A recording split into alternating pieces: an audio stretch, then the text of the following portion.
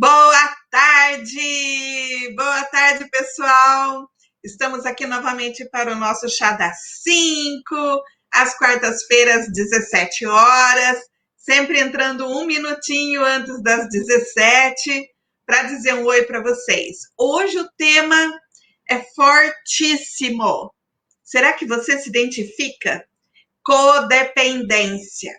Ai, meu Deus do céu, eu já ouvi falar disso. O que era isso mesmo? A gente já ouviu falar muito de dependência, dependente químico, dependente de álcool, mas dependente emocional, você já imaginou? E codependente? Codependente é a pessoa que é dependente junto com o outro. Ai, dá até arrepio só de pensar. Então, 17 horas, sejam muito bem-vindos. Namastê. Gratidão pela sua presença, gratidão por quem está aqui assistindo e por quem vai assistir ainda o nosso vídeo, tá? Então é o seguinte, dependência e codependência, os dois andam juntinhos. São velhos companheiros. Então, eu peço licença para fazer a oração da serenidade, para trazer para mim e para você a serenidade, que a gente faz sempre essa oração nos grupos de dependentes e codependentes, porque ela tem um termo muito importante que eu vou esclarecer para vocês em seguida. Então, vamos orar.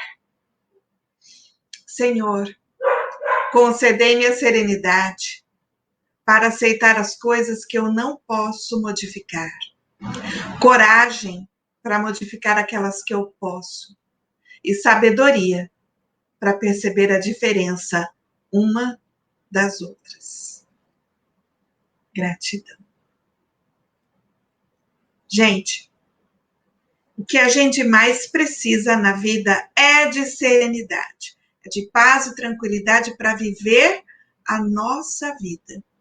Sabe, quando Deus coloca você aqui na Terra, Ele só dá uma vida para você tomar conta, a sua.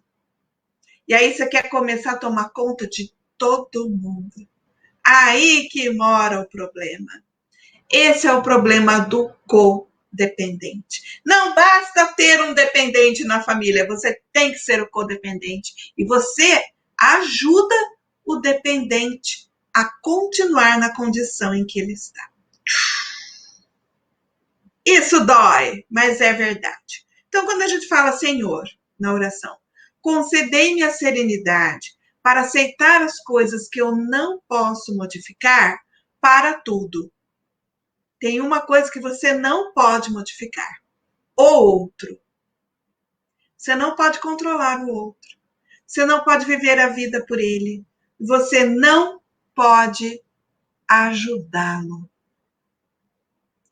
Quanto mais você quer ajudar um dependente, mais você ajuda mesmo a ele se manter dependente. Eu vou explicar isso. Então, quando eu digo concedei-me a serenidade para aceitar as coisas que eu não posso modificar, eu não posso modificar o que é do outro. O pensamento do outro, a ideia do outro, a atitude do outro, eu não posso modificar. Eu só posso modificar a mim mesma. Então, eu peço coragem para modificar aquilo que eu posso. Eu só posso mudar a mim mesma. Mas para isso eu preciso de coragem. Porque senão eu vou ficando nos antigos padrões. E sabedoria para perceber a diferença. Esse é o aspecto mais importante dessa oração. Porque eu tenho que saber a diferença entre aquilo que eu posso modificar e aquilo que eu não posso. Mas aí é simples. O que me pertence, o que é meu, eu posso modificar. O que é do outro e o que é de Deus, eu não posso. O que é meu, o que é do outro, o que é de Deus? Digamos assim, o sol, a chuva, o tempo, as estações pertencem à natureza, pertencem à divindade. Eu não posso modificar. Então não adianta eu xingar quando está calor, não adianta eu xingar quando está frio. Isso é de Deus. Não adianta eu me alterar pelo que pertence à natureza. O que é do outro também eu não posso modificar. Então, o que me resta? Me resta modificar a mim mesma quando eu acho que eu estou em sofrimento. E quando que eu estou em sofrimento? Sempre que eu saio de mim. Sempre que eu não estou olhando para mim. Ai, Nilce, mas isso é egoísmo. Isso é a sua obrigação. Porque o que acontece, gente? Eu estou falando de dependência. Não, estou falando de codependência. Aquela pessoa que tem um comportamento patológico. Na verdade, a codependência é uma dinâmica de comportamento que traz sofrimento para ambos, para o dependente e para o codependente. Mas o codependente é aquela pessoa que, por exemplo, como no meu caso, eu me identifico muito, viu, gente? Com a codependência. Por isso que eu posso falar do alto dos meus 56 anos de idade, de 20 e tantos de terapeuta, eu posso dizer para vocês o que é um codependente. É aquela pessoa que coloca a própria felicidade na mão do outro. É quando a gente tem um buraco no peito que não foi preenchido na infância com amor suficiente, e aí a gente acaba, na vida adulta, projetando esse amor no outro, querendo que ele venha suprir as nossas próprias necessidades. Isso não existe. Ninguém nesse mundo consegue suprir a necessidade de uma criança que sentiu falta, por exemplo, do pai ou da mãe. Então, no meu caso, eu senti falta dos dois. Não estou aqui julgando meu pai e minha mãe, pelo amor de Deus. Diferente, hein? Meu pai e minha mãe são maravilhosos, são os pais certos para mim. Assim como eu tenho certeza que os seus pais são os pais certos para você. Tendo aqui lindos, meu pai e minha mãe, dando base a toda a minha vida, agradeço demais. Eu posso dizer que eu, na infância, vivi sem pai nem mãe. Mesmo eles estando lá. Por quê? Minha mãe estava sempre muito doente. Ela ficava muito no quarto. Meses. A gente não via a mamãe. E meu pai viajava. Ficava também meses fora. Então, muitas vezes, a gente era cuidado por empregada, por uma tia. Eu tive a sorte de ter uma irmã que cuidava de mim, da minha irmã mais nova. E aí, aquela falta da mãe ficou lá. Então, o que aconteceu? Quando eu cresci, encontrei um rapaz que tinha problema com alcoolismo. E ele não me dava a menor atenção. E eu ficava mendigando essa atenção, assim como eu mendigava a atenção dos meus pais quando era criança.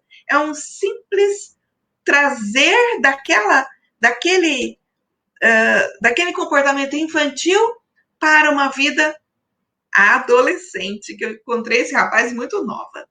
Me casei com ele e fiquei por toda a vida que ele viveu curta, cuidando dele. Minha mãe, quando eu era criança, muitas vezes falava assim para mim: Nilce, entra no meu quarto e passa a mãozinha em mim que a sua mão me cura.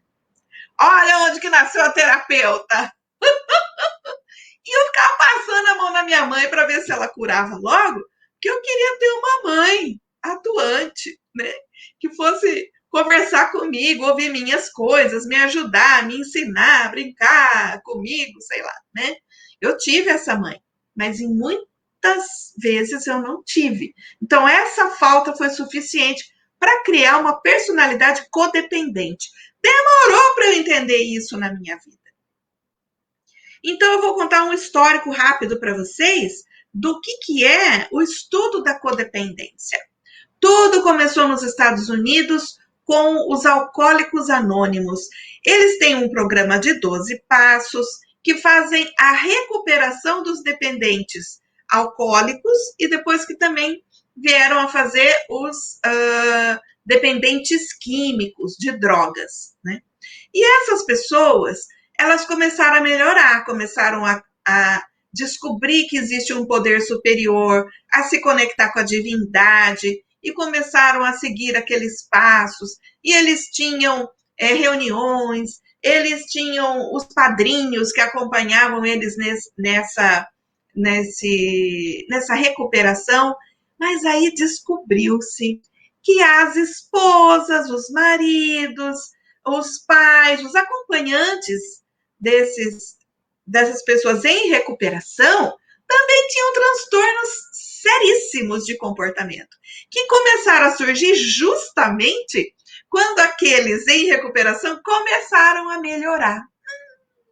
Criou-se um problema dramático em casa.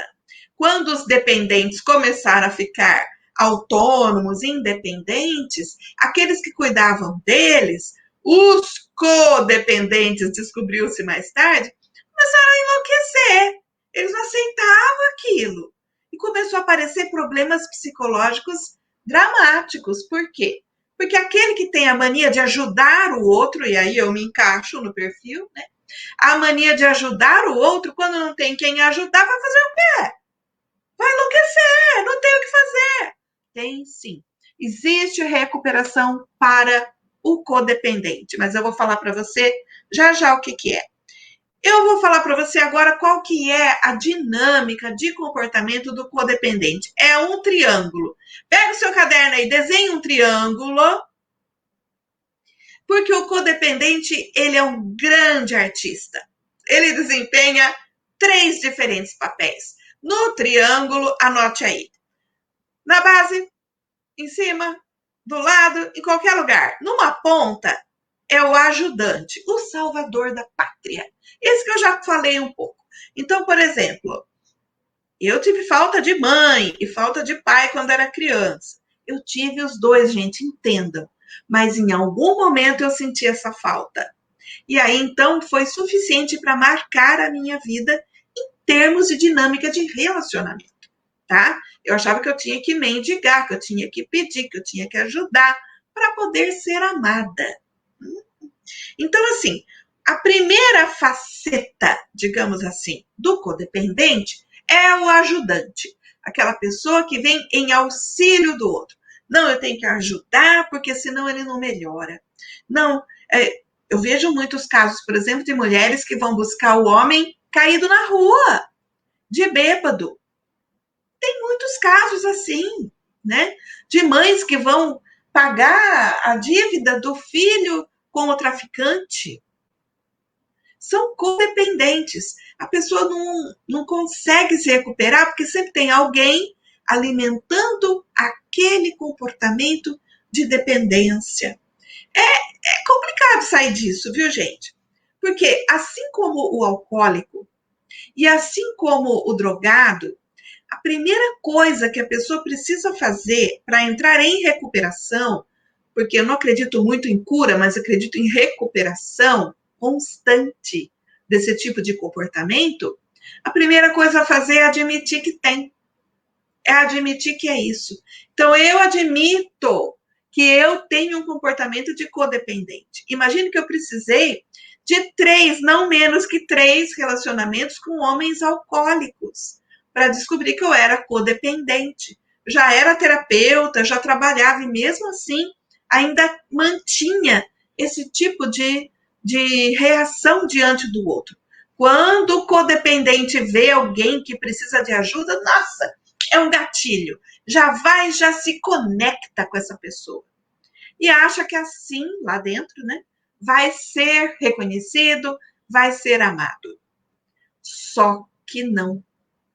Porque quando o dependente começa a ser independente, ou de repente não vai mais dançar conforme a música do ajudante, porque o ajudante, gente, ele ajuda, ele é bom. Só que muitas vezes ele cobra caríssimo pela ajuda. Ele, na verdade, exerce um grande controle. É o que ele quer, na verdade, controlar a vida do outro. Mas o outro tem o caminho dele, as escolhas dele. Mas o ajudante não aceita. E aí vem a segunda ponta do triângulo. Quando aquela pessoa que é dependente resolve sair do jogo, ou ir embora, terminar o relacionamento, ou entrar num programa de recuperação, de alguma maneira parar de ser dependente, não mais dançar conforme a música do codependente, o codependente sai do ajudante para o papel de vítima. E começa o dramalhão. esse papel eu nunca fui muito eu, não, sabe? Eu não chegava muito a ser vítima, mas eu estava sempre no ajudante. Quando a outra pessoa não entrava, eu saía fora. Mas o papel de ajudante, de controlador, eu reconheço que eu tinha sim. Mas o papel de vítima, ele é típico da outra ponta do triângulo da codependência. Então, o ajudante, quando ele não tem mais aquele a quem ajudar, ele entra na vítima. Vê se você reconhece esse mote. Ai, depois de tudo que eu fiz por ele me deixou. Nossa, eu conheço muitas mulheres. Eu conheço casos assim, por exemplo, de mulheres que sustentaram o companheiro enquanto ele fazia faculdade, por exemplo. Nem precisa ser um alcoólico. Sustentou o companheiro enquanto ele fazia faculdade. Ela fazia comida, ele morava na casa dela, ela fazia de tudo. Um belo dia, ele se formou, foi embora e casou com outra. Nossa, ela passou o resto da vida infeliz, porque depois de tudo que eu fiz por ele me dá uma punhalada nas costas. Então, cada um tem o direito de fazer o que quer, né? Se ele foi sacana, né? Paciência. Ninguém botou uma arma na cabeça dela para ela ajudar ele. Ela fez achando que ele ia assumir ela, que ele ia casar com ela, que ele ia dar uma vida melhor para ela. Ela ia parar de se sacrificar tanto, trabalhando tanto para sustentar uma casa, achou que ele ia assumir, ele não assumiu e ela nunca se recuperou. Continua no papel de vítima. Então tem muito assim, gente. Então, eu falava do triângulo, né? Ajudante, depois quando ele perde o ajudado, vítima e agressor. Também a pessoa vira um agressor em outro momento. Quando a vítima não é suficiente, ela não encontra eco em ninguém, ela começa a ser agressiva. Gente, vocês conhecem como que as mulheres se comunicam hoje, né? Eu estou falando mais de mulher porque é mais o universo que eu conheço e eu trato muito de mulheres, né? Então, as mulheres, elas costumam ter uma linguagem muito agressiva e não se apercebem disso. Acham que são umas ladies delicadas, mas não. Existe uma linguagem muito violenta aí. E pior, se ela mesma não é violenta, ela incita a violência do outro e acaba sofrendo com essa mesma violência, entrando de novo no papel de vítima. Então, esse triângulo aí pode também virar um círculo vicioso. Tem como sair disso, viu, gente? Tem como sair disso. Mas, assim, uma coisa que eu quero que você anote: o mote do codependente, ele não é vítima, na verdade. Ele não é agressor, na verdade. Ele não é ajudante, na verdade. Ele não é nada disso. Na verdade, ele é um manipulador. Ele quer manipular o outro, porque ele está com o olhar para fora. Como eu falei para você, a origem disso está numa falta na infância, numa falta de amor. Então, esse codependente, ele tem um buraco no peito, que ele quer que seja, de qualquer maneira, preenchido pelo outro. Mas isso não existe. Não tem nenhum outro o suficiente para preencher o vazio de um coração em que falta amor. Quem tem que dar esse amor é a própria pessoa e não o outro. É aí que vem aquela história que a gente sempre escuta: a pessoa tem que estar bem com ela mesma, viver sozinha e ser feliz para poder se relacionar com o outro. Poxa, isso é verdade, né? E tá aí. Porque, gente, estar solitário, precisando de alguém para amar, para ser amado e suprir uma carência de afeto, não é motivo para casar. Não é motivo para ter um relacionamento. A nossa sociedade acredita nisso. Mas isso é uma loucura, gente. É uma loucura social.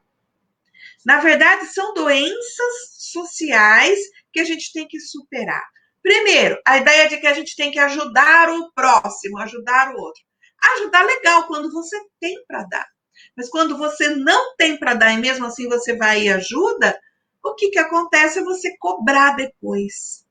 Ai, mas eu me prejudiquei tanto para ajudar tal pessoa e depois me deu uma punhalada nas costas. Mas ele pediu para você ajudar? Se ele pediu para você ajudar, você ajudou e se prejudicou, ele é um estelionatário, é um criminoso, chama a polícia. Mas se você foi ajudar porque quis, porque achou que ele precisava de ajuda e foi em socorro, e depois cobrou, que ajuda é essa? Não é legítimo. Não é amor incondicional. Então, gente, olha, eu vou ler para vocês uma passagem do Bert Hellinger em que ele fala desse amor interrompido. Escuta aí, por favor. Bert Hellinger, que trouxe as constelações familiares. Ele diz assim: uma separação prematura da mãe produz posteriormente efeitos não apenas sobre a alma, mas também sobre o corpo. Nesses casos, pode-se tentar trazer à luz mais uma vez aquilo que na época fez sofrer a alma e mais tarde atuou também sobre o corpo. A pessoa o encara de novo, reconcilia-se com isso na medida em que o aceita tal como foi e encontra então, a partir da sintonia com esse destino, o alívio e a cura para o corpo. Mas como assim o corpo? Gente, muitas vezes nós temos dores emocionais e dores físicas, doenças físicas que estão lá, ó, há muito tempo engendrando dentro do nosso corpo sofrimentos por causa de uma falta de amor na infância. Nem que tenha sido por um dia, se aquilo marcou demais a pessoa, ela pode desenvolver no corpo um ressentimento que vira uma dor.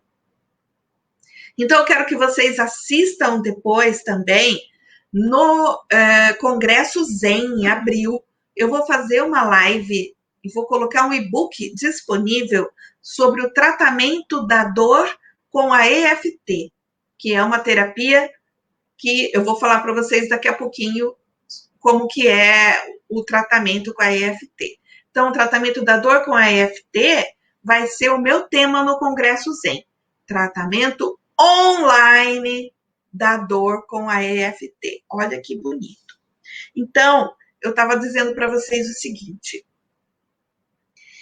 Nessa leitura que eu fiz do Bert, ele diz assim, olha o que ele quis dizer. Quando existe um amor interrompido com a mãe, ou uma falta do pai, um amor interrompido lá na infância, porque os nossos pais são tudo na vida das crianças, né? Quando existe esse amor interrompido, dá para melhorar isso agora, hoje, numa constelação familiar, por exemplo, numa terapia em que você vai novamente se encontrar com a sua mãe interna, aquela mãe que você tem, mas que você mesmo interrompeu o fluxo amoroso com ela. Dá para retomar, dá para reconectar e você então ter o seu corpo liberado daquela tensão, daquela falta. E aí a codependência não existe mais, porque a causa dela foi eliminada ou foi abrandada. Porque eu falei para vocês que eu não acredito muito em cura total da codependência. Ela é uma mania. Então a gente tem que estar sempre sob controle. É que nem um fumante, né? Parei de fumar. Fumei por 25 anos e parei de fumar. Uau, parabéns. Mas ele tem que estar sempre lutando contra o instinto de acender um cigarro, porque é uma coisa que estava intrínseco nele. É uma coisa a qual ele se apoiava nos momentos de não saber o que falar, ele acendia um cigarro, de não saber o que sentir, ele acendia um cigarro. Depois disso ou depois daquilo, quando tinha rituais durante o dia, acendia o cigarro. Então, é uma dependência, né? Então, a codependência também o é. Assim como a dependência química é uma dependência, né? E aí a gente tem que lutar contra isso todos os dias. Então, gente, eu estava falando que o mote da codependência é a manipulação. É querer controlar o outro. Olá, Fátima, seja bem-vinda. Se tiver alguma dúvida, pergunta aí. Então, lembrando desde o começo, eu tenho que cuidar de mim. O que é do outro e o que é de Deus, eu não tenho controle a respeito. Então, eu tenho que cuidar de mim.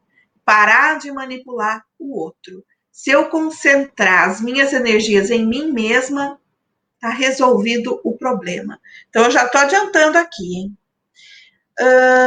Controle do outro. Eu ajudo para pedir de volta. Gente, eu conheço uma senhora, eu não vou falar quem é, porque é da minha família, mas ela tem isso. É uma pessoa que tem muito para dar e ajuda muito as pessoas. Ela já me ajudou. Tá? Só que quando eu saí disso, ela ficou furiosa. Então, ela saiu do ajudante, foi para o agressor, né? Como eu também não liguei muito para a agressão dela, não me atingiu, ela foi para a vítima. E espalhou para a família inteira que eu tinha desprezado ela, que não sei o quê. Fez um drama, falou para todo mundo, fez a minha caveira, fez drama na família. Quase botou as pessoas contra mim. Mas todo mundo percebeu em tempo que aquilo era mais uma manipulação dela. Não feliz, ela, né, já que eu saí disso, ela conseguiu uma outra vítima para manipular na família. E essa pessoa, ela ajudou muito enquanto essa pessoa estava em processo de separação. Ajudou a pessoa, levou para a casa dela, ajudou a pessoa a reconstruir a vida, fez um monte de coisa e depois cobrou um preço altíssimo de fidelidade, de cuidado, cobrou por 10 anos essa outra pessoa.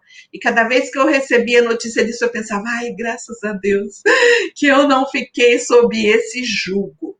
Isso é codependência. A mania sobre o controle do outro. É chamado de apego patológico, tá? Outra coisa, então, gente, olha, que eu falei para você que a codependência é vício, ela é um vício em agressão. A pessoa se vicia em agredir ou em se agredir. A agressão e a violência está sempre envolvida. É muito difícil sair disso. Primeiro, porque a pessoa não admite, em hipótese alguma, que ela seja violenta ou que ela seja manipuladora. Para sair disso, como eu disse para vocês, como em todos os vícios, a pessoa primeiro precisa admitir que é. Eu admito que eu tenho um componente, já falei para vocês e falo de novo, de codependência. Aí que nasceu a terapeuta, a pessoa que tem para dar, que tem para ajudar. Só que agora eu sei o limite disso. Quando eu estou muito cansada, eu simplesmente fecho a clínica e cuido de mim. Eu não posso ficar cuidando das pessoas o tempo inteiro, não é legítimo. Eu preciso ter energia para cuidar do outro. Senão vira projeção. Então, eu projeto nos meus clientes a mãe que não me deu atenção na minha infância. Isso é patológico. Então, eu tenho que saber exatamente onde que está o eu doador e o eu manipulador. Tirar o manipulador da minha vida. Eu cuido de mim o suficiente para poder cuidar do outro. Como terapeuta, e para isso estudo muito. Então, não é uma ajuda patológica. Não é uma ajuda manipuladora. E sim uma ajuda real, tá? Então, assim, para sair disso, gente, como que sai disso tudo? Parece um imbróglio, né? A gente sai da infância. A gente sai da infância para o adulto. A gente sai da carência para o ter suficiente. A gente sai do menos para o mais. Aí a Fátima está dizendo: eu sou codependente de uma pessoa, não sou feliz. Essa pessoa me ajuda há 8 anos. Ele é totalmente amável, mas não somos namorados. Como faço para sair disso? Boa pergunta, Fátima. Se é um relacionamento em que um manipula o outro, é difícil sair disso mesmo. Às vezes é uma manipulação cruzada. Eu manipulo o outro que me manipula e a gente se faz companhia, mas aí não tem liberdade, né? Quando falta liberdade, falta alegria, né? Sobram momentos de tensão. Então, como sair disso? É cuidando de você. Não tem outro jeito. É cuidando de você. Então, como superar a codependência? Cuidando de mim. Primeiro de tudo, da comunicação. A mulher, geralmente, Fátima, que é codependente, ela não fala como ela se sente. Ela se comporta de uma maneira adequada. Mas ela não é capaz de dizer que ela está odiando aquilo, que aquilo não está sendo legal. Por quê? Porque ela quer ser amada. Se ela revelar o que ela está sentindo, o que ela está pensando, acaba que o outro não vai gostar dela. Então, mesmo quando ela está na agressão, mesmo quando ela está naquele papel de agressor, ela, na verdade, não fala o que ela está sentindo, ela xinga. E xingar, apontar o defeito do outro, não é dizer o que você está sentindo. É completamente diferente. Então, eu sugiro que você, que está assistindo, não apenas a Fátima, qualquer pessoa, leia esse livro aqui, ó, Comunicação Não Violenta. A comunicação não violenta é uma forma de se comunicar para falar exatamente o que você está sentindo. Nós não fomos educados a falar o que a gente sente. Era como se fosse, nas nossas famílias, uma falta de educação. Você dizer que não gosta, você recusar o beijo daquela tia velha. Você não podia, você tinha que aceitar, né? Então, tudo isso fez com que a gente se formasse assim, uma geração de falsos, de pessoas que estão desempenhando um papel o tempo inteiro, grandes artistas, para ser aceito, para ser amado. É muito triste isso, você não tem espontaneidade. Então você tem que voltar lá na infância e fazer um trabalho com a sua criança interior. Tudo começa aí. A sua criança que teve um movimento interrompido de amor com a mãe ou com o pai, ela está aqui dentro de você, faz parte do seu corpo, está nas suas memórias celulares essa falta, essa carência. Então você joga em cima do outro como se o outro pudesse suprir essa carência em você. Tem que tirar esse pensamento, esse vício de pensar assim. Traz essa criança de volta. Põe a mão aqui, ó, assim. Respira agora. Se conecta com a sua criança, aquela que sentiu um movimento interrompido de amor, e diz assim: agora tá tudo bem. Respira e diz: agora eu vejo você. Respira e diz: relaxa, eu cuido de você. A partir de agora é comigo. Respira. Cuida da sua criança interior. Porque se ela continuar sem cuidado, sem ser vista, você continua na codependência. Respira e cuida da sua criança em todos os momentos da sua vida, principalmente quando você estiver com raiva, com medo ou com ódio. Põe as mãozinhas assim no rosto agora, acalenta você desse jeito, acalenta. Vê como você se sente. Respira.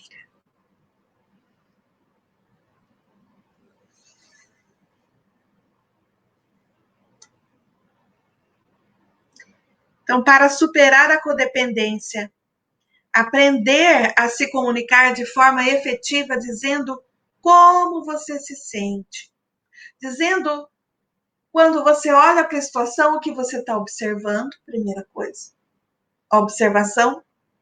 Olha, eu estou vendo que está acontecendo isso. Segunda frase, em seguida, como você se sente em relação a isso? Olha, quando eu vejo que isso acontece, eu me sinto assim. Eu me sinto com raiva, eu me sinto triste, eu me sinto ansiosa, me sinto com medo. Identifica, dá nome e fala. Terceira coisa, você vai dizer da sua necessidade. Então, primeira coisa, observação. Oh, estou observando que a gente está sempre se encontrando, por exemplo, né? A gente está sempre se encontrando para jantar, você vem muito na minha casa e tal, mas aí vem o sentimento. Mas quando isso acontece, eu me sinto assim meio frustrada, porque a gente não tem um relacionamento de namorado, é um relacionamento de amigo. E aí vem a necessidade. Eu acho que eu preciso, na verdade, de um relacionamento de namorado. Ou então, eu acho que a gente tem que ser amigo mesmo, mas mais cada um na sua casa, a gente se vê mais de vez em quando. E aí, um pedido. Você poderia ficar mais na sua casa e a gente se encontra só para fazer alguma coisa que a gente gosta de vez em quando? Ou então, você quer namorar comigo? Eu preciso de um namorado, pode ser você? Ou então, acho que eu vou procurar outra pessoa. Gente, é uma liberdade que eu vou falar para você. Você sai do círculo vicioso. Tem que sair do círculo vicioso. Então, a primeira coisa é uma comunicação assertiva. Você aprender a falar o que você pensa, o que você sente, o que você precisa e fazer um pedido, né? Para ter a sua vida enriquecida. Aprende aqui, ó. Tá tudo aqui. Outra coisa que você vai fazer para você sair disso.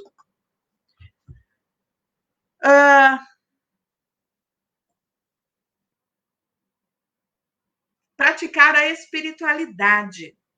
Porque todos os programas de AA, de Alanon, que são os codependentes, de alcoólicos, de drogados, todos os programas falam do poder superior. E a pessoa não sai se ela não acredita no poder superior. Ela tem que se render a um poder superior. Por quê? Porque o codependente, ele acredita que ele é mais poderoso do que Deus. E quando ele aprende que Deus é maior, finalmente ele pode relaxar. Como assim acredita que é mais poderoso do que Deus? Eu, por exemplo, meu segundo relacionamento com o homem alcoólico, ele era um ex-alcoólico quando eu conheci. Eu fiz assim, nossa, ele é ex, que bom, né? E quer dizer que ele não tem mais perigo de beber, que beleza. Então é lá que eu vou. Ler do engano, porque foi só começar a me relacionar com ele, ele voltou a beber. Porque eu ajudava ele nisso. Olha que horror. O meu comportamento fazia a pessoa beber. Porque lá dentro de mim eu julgava ele. Né? Então, é uma coisa tão intrincada que demora para a gente perceber. E quando a gente percebe, a gente consegue sair disso. Tá? Então, o poder superior é aquilo em que você precisa acreditar. Porque, veja, eu acreditava que eu podia curar aqueles alcoólicos. Eu achava que eu era Deus, mas só Deus pode curar eles. E eles se conectando a Deus. Porque Deus sozinho não vai fazer nada. Você quer se ralar e beber no chão, você vai, né? Mas se você quer o poder superior para ajudar você a sair disso, Deus está disponível. Então eu achava que eu era melhor que Deus. Não tinha jeito, né? Na hora que eu, codependente, descubro que Deus é mais poderoso que eu, que é Ele que faz as coisas e não eu posso finalmente relaxar. É a mesma coisa que os meus pais. Eu saber que os meus queridos pais são maiores do que eu, né? Que eu não mando neles, que eu não tenho que ficar cobrando dos meus pais até hoje aquela falta que eles fizeram para mim. Eu posso me suprir de amor. E é aí que mora a terapia. Você precisa de terapia. Fazer terapia é uma benção. Antigamente tinha um pensamento retrógrado de que fazer terapia era coisa para louco. Gente, fazer terapia é coisa para gente sã, é para gente saudável, que quer se manter saudável e sair dos padrões de comportamento doentios, que às vezes estão no nosso campo familiar. A minha mãe era dependente, meu pai era codependente, minha avó era dependente, meu avô era. É uma coisa que já vem e a gente aprende quando é criança com os exemplos dos nossos pais como que é relacionamento, como se comportar num relacionamento. A gente aprende. E se não foi com meu pai e com a minha mãe, pelo sistema familiar, vem lá dos meus avós, dos meus bisavós, eu me conecto com alguém e repito aquela história. Por exemplo, na minha família não tem ninguém que é alcoólico. E eu me relacionava com os alcoólicos. Por quê? Da onde que vem isso? Não sei. Vem de algum lugar, mas agora eu sei que eu não preciso mais. Só que se passar um alcoólico bonitinho na minha frente, é bem perigoso eu ir lá e catar. Eu tenho que estar consciente o tempo inteiro, vigilante do meu próprio comportamento. Adoro estar vigilante do meu próprio comportamento. Por isso a oração da serenidade. Eu peço sempre para Deus, concedei-me a serenidade para aceitar as coisas que eu não posso modificar. O outro, as coisas de Deus, a natureza. Coragem para modificar aquelas coisas que eu posso modificar, que sou eu mesma, as minhas coisas, os meus processos. E sabedoria para perceber a diferença entre o que eu posso mudar e o que eu não posso mudar. Porque senão eu saio querendo mudar os outros, querendo curar minha mãe. Meu Deus! Essa semana minha mãe ligou 3 vezes que ela estava com dor, né? Eu envio energia de cura para ela. Mas eu não posso fazer mais nada do que isso. Não posso visitar minha mãe por causa da pandemia. Ok, não vou chorar, né? Minha mãe tem dor. Eu sinto muito. Eu envio energia de cura. Ela tem a energia de cura que eu disponibilizo, ela tem os médicos que tratam dela. Ok, eu não posso fazer mais nada do que isso. Se eu ficar sofrendo porque minha mãe está doente, eu não cuido nem dela nem de mim. Então eu tenho que manter a minha sanidade e a minha serenidade, porque a hora que ela precisar de mim, eu posso estar disponível, tá? Então é bem assim que a gente se cura. Então, praticar a espiritualidade é essencial. Um propósito de vida. Você tem que encontrar o propósito de vida daquilo que te move de verdade. O seu propósito não pode ser, não é possível que seja cuidar do outro, nem que seja do seu filho. O seu filho você pode cuidar dele até os 18, 20 anos, mas o cara tem 40 anos de idade, você está cuidando dele na sua casa? Ai, tenha santa paciência. E aqueles homens?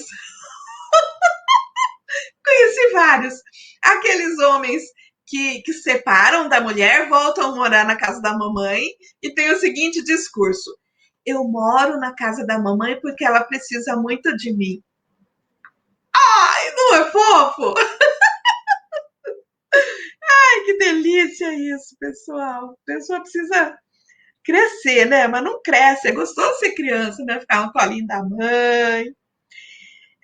Outra coisa, existe o amor incondicional. Existe. E você pode encontrar. O amor incondicional vem dos nossos pais para nós e vem da gente para a gente mesma. E a gente tem que se conectar ao amor dos nossos pais para poder ter amor suficiente para nós mesmas. A gente encontra isso onde? Na terapia. Então, fazer terapia é um ato de sanidade, é um ato de inteligência. É processo terapêutico que faz a gente chegar lá. Porque senão a gente continua na infantilidade, querendo encontrar no outro aquilo que a gente precisa suprir na gente mesma. Outra coisa, como eu falava de propósito, tem que ter um propósito na sua vida. Encontre o seu propósito e dedique-se a ele. Eu posso ajudar o universo, eu posso ser útil. Eu posso finalmente aprender uma habilidade que eu não aprendi ainda. Aprender a costurar, aprender a tocar um instrumento musical, aprender a cantar, ser voluntária. Gente, tem 1000 coisas que você pode fazer ao invés de ficar manipulando a vida do outro, cuidando do outro e se perdendo de si mesma. Meditação. Você pode e deve meditar, porque sem meditação você não se interioriza e continua olhando para fora. Você não pode ficar olhando para fora, você tem que olhar para dentro de você. Yoga. Você pode usar a yoga para cuidar do seu corpo e da sua mente, para você ter autocontrole, autodomínio. Você encontra tudo isso no Espaço Mahadeva. Estou disponível para ajudar você. Eu sei como sair da codependência. Sou uma pessoa codependente em recuperação e acredito na recuperação. Não acredito na cura completa, porque se eu disser que eu acredito é porque eu não vou cair nunca mais nessa esparrela e eu acabo caindo. Mas agora eu levanto rápido. Amores, gratidão. Estou aqui disponível. Anote o meu telefone. Anote que no Congresso Zen eu vou falar sobre o tratamento online da dor com a EFT. E saiba lá como que eu curei a minha codependência através da EFT. Eu curei a minha codependência através da EFT, descobri a EFT por causa de um relacionamento que eu tive, o último dos 3 bêbados. Eu fui buscar um tratamento com a Miriam Kutcher e ela que me apresentou a EFT e limpou da minha memória todos os problemas. Vânia, gratidão por estar aqui.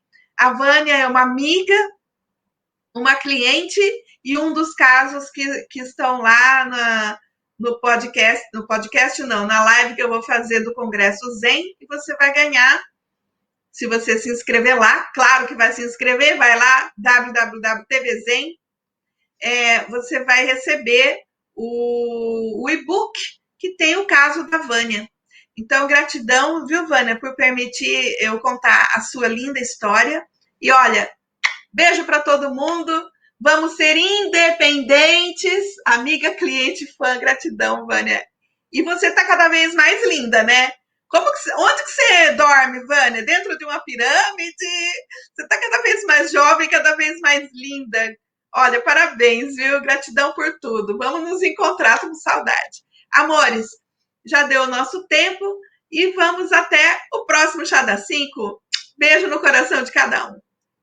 Tchau. Gratidão.